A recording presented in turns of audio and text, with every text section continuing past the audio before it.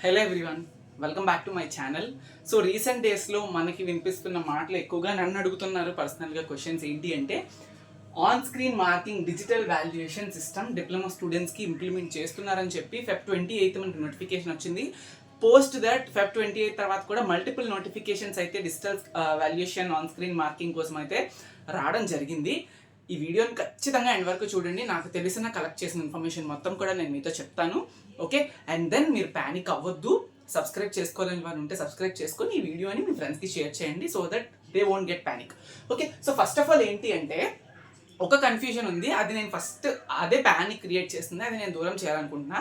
So ఏమనుకుంటున్నారంటే, for suppose మీరు POLYCET exam రాసే డిప్లొమాకి వచ్చారు కదా, అది ఎలా ఎవరు కరెక్షన్ చేయరు, జస్ట్ స్కాన్ కాపీస్ని మీ ఏదైతే ఓఎంఆర్స్ ఉన్నాయో, ఏవైతే బబ్లింగ్ చేశారో వాటిని తీసుకెళ్ళి ఒక డిజిటల్ స్కానర్ మిషన్లో పెడతారు. వాటికి తగ్గ ఆన్సర్స్ ఆల్రెడీ ఫిక్స్ అయి ఉంటాయి. దానికి తగ్గట్టుగా మీరు ఆప్షన్ పెడితే 1 మార్క్ లేదంటే 0 మార్క్ అలాట్ అవుతుంది. So same process digital valuation అంటే అదేనేమో. ఆల్రెడీ ఒక 15-18 క్వశ్చన్స్ మనకి ఏదైతే క్వశ్చన్ పేపర్లో చూస్తున్నామో 18 క్వశ్చన్స్కి డెడికేటెడ్ ఆన్సర్స్ ఉంటాయి కదా, ఆ ఆన్సర్స్ని ఒక సిస్టంలో పెట్టి మీ క్వశ్చన్ పేపర్స్ని స్కాన్ చేసి ఆన్సర్ షీట్స్ని స్కాన్ చేసి దానికి అటాచ్ చేస్తారు.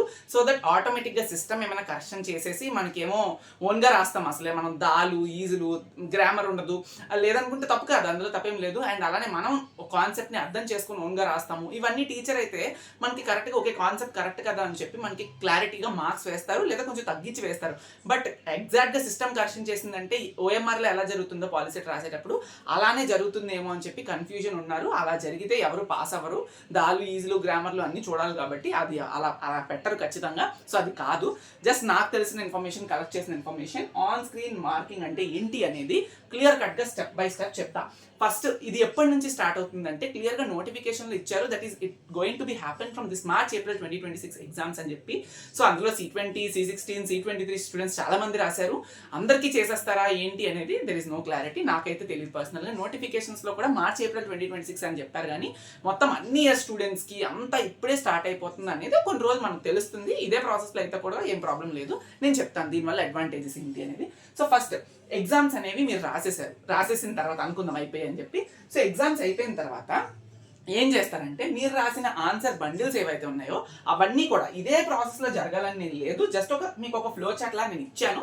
దెర్ ఈస్ చేంజెస్, బట్ ఇదే జరగచ్చు. ఓకే, సో కలెక్టింగ్ ఆన్సర్ స్క్రిప్ట్స్ని కలెక్ట్ చేస్తారు. ఎలా అయితే నార్మల్గా ఇప్పుడు కూడా మీరు ఆన్సర్ స్క్రిప్ట్స్ రాసిన తర్వాత కలెక్ట్ చేసుకుంటారు కదా డెసిగ్నేటెడ్ వాళ్ళు వచ్చి, సో అలానే కలెక్ట్ చేసుకొని స్కానింగ్ ఆఫ్ ఆన్సర్ షీట్స్, అవన్నీ కలెక్ట్ చేసిన ఆన్సర్ స్క్రిప్ట్స్ అన్ని కూడా కొన్ని సెంటర్స్కి వెళ్తాయి. ఎలా అయితే ఇప్పుడు వెళ్తున్నాయో అలానే వెళ్తాయి. వెళ్ళిన తర్వాత మీ ఆన్సర్ స్క్రిప్ట్స్ అనేవి డిజిటల్లీ వాల్యుయేట్ అవ్వాలి అంటే స్కాన్ చేయాలి. డిజిటల్ వాల్యుయేషన్ అంటేనే అర్థం అదే కదా. So scanning of answer sheets, మీ ఆన్సర్ షీట్ని స్కాన్ చేస్తారు. స్కాన్ చేసిన తర్వాత డిజిటల్ ఫార్మాట్లోకి మారుస్తారు. ఓకే, సిస్టంలో కరెక్ట్ చేయాలి అంటే పేపర్ హార్డ్ కాపీ ఉంటే ఎలా కరెక్ట్ చేస్తారు, చేయలేరు కదా.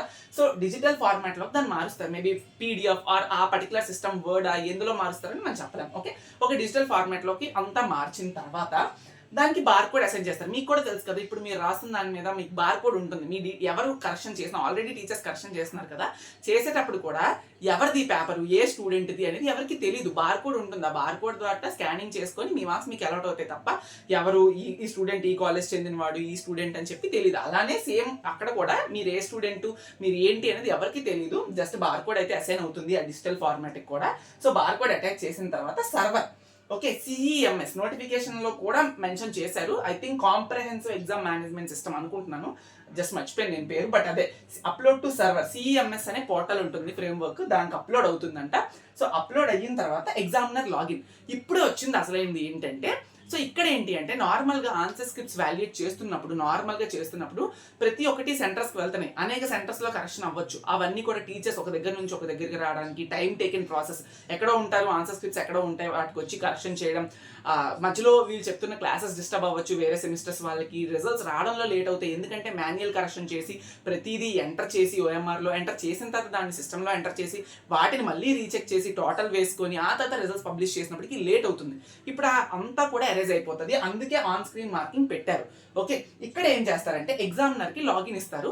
ఆ సిస్టమ్ ఇవన్నీ కూడా సిస్టమ్ అయిపోతాయి కదా, ఇప్పుడు సిస్టంలోకి వెళ్ళిపోతాయి మీ ఆన్సర్ స్క్రిప్ట్స్ అన్ని కూడా. వెళ్ళిపోయిన తర్వాత ఎగ్జామినర్ ఎవరైతే ఉన్నారో వాళ్ళకి లాగిన్స్ ఇస్తారు, పాస్వర్డ్ అండ్ లాగిన్ ఐడి ఇవ్వచ్చు ఈ సిస్టమ్ ప్రకారం. ఓకే, వాళ్ళు ఇచ్చిన తర్వాత వాళ్ళు ఎక్కడ ఉన్నారో అక్కడ, లేదంటే వాళ్ళ కాలేజెస్లోని వాళ్ళు ఇచ్చిన లాగిన్ డీటెయిల్స్తోని వాళ్ళు ఎగ్జామినేషన్ మీరు ఏదైతే రాశారో, ఏవైతే స్కాన్డ్ కాపీస్ ఉన్నాయో వాళ్ళే కరెక్ట్ చేస్తారు.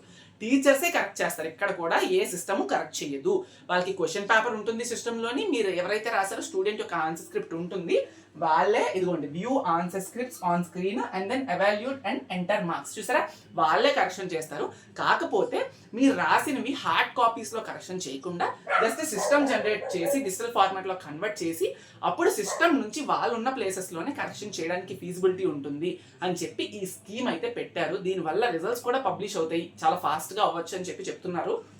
ఓకే, సో ఆన్సర్ స్క్రిప్ట్స్ అన్ని కూడా వాళ్ళు సిస్టమ్ నుంచే కరెక్షన్ చేసి మీకు ఏదైతే క్వశ్చన్ ఉందో ఆ క్వశ్చన్ దగ్గర మీరు అంతా కరెక్షన్ చేసిన తర్వాత ఎన్ని మార్క్స్ వచ్చాయి అంటే చూడటమే కరెక్షన్ అంటే ఎన్ని మార్క్స్ వచ్చాయి అని చెప్పి అక్కడ వాళ్ళు ఎంటర్ చేస్తారు, టీచర్సే ఎంటర్ చేస్తారు. ఓకేనా, ఇవ్వండి view answer scripts on screen evaluate and enter marks.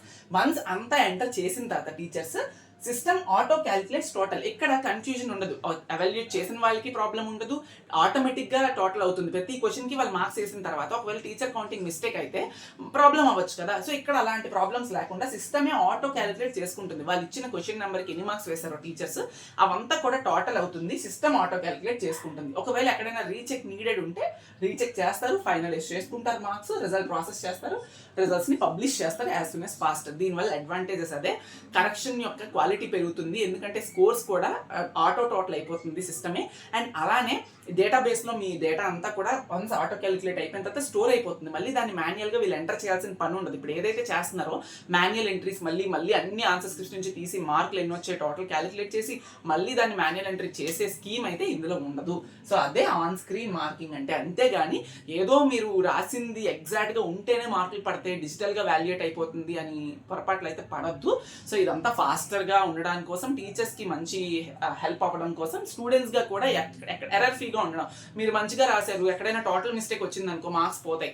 So ఇదంతా అరైజ్ అవ్వడం కోసం ఇది పెట్టారు. ఇది నాకు తెలిసిన ఇన్ఫర్మేషన్, మీరు కావాలంటే చూడొచ్చు, నేను కలెక్ట్ చేసిన ఇన్ఫర్మేషన్. సో ఇదే అవుతుంది, కంగారు పడద్దు. ఓఎంఆర్ లాగా ఎగ్జాక్ట్ ఆన్సర్ రాస్తేనే మార్క్స్ పడతాయనైతే మాత్రం ప్యానిక్ అవ్వద్దు. ఇది ఎప్పటి నుంచి స్టార్ట్ అవుతుంది అనేది మనకు ఆల్రెడీ ఇచ్చారు, మార్చ్ ఏప్రిల్ 2026 ఎగ్జామ్స్ అని చెప్పి. బట్ ఎగ్జాక్ట్గా అన్నిటికీ క్యాలిక్యులేట్ అన్ని ఇప్పుడు రాశారు, first year, third, fifth, regular, supply అన్ని రాశారు కదా, ఎంతవరకు అవుతుంది అనేది నాకు తెలీదు. నోటిఫికేషన్ వస్తుంది, దీన్ని బేస్ చేసుకొని రిజల్ట్స్ కూడా ఫాస్ట్గా వస్తే వీఆర్ వెరీ హ్యాపీ. ఎవరు ప్యానిక్ అవ్వాల్సిన అవసరం లేదు. వీడియోని 10 మందితో షేర్ చేయండి. Signing off, Nitin Kollu.